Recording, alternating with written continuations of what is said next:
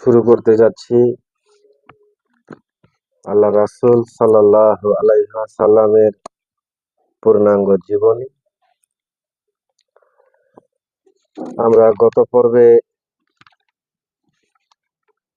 শেষ করেছি আসহাবুল ফিলের ঘটনা দিয়ে।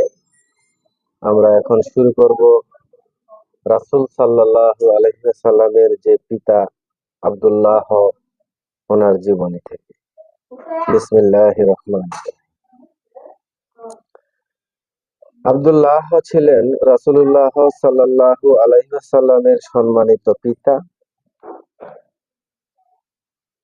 তার আব্দুল্লাহর মাতার নাম ছিল ফাতেমা।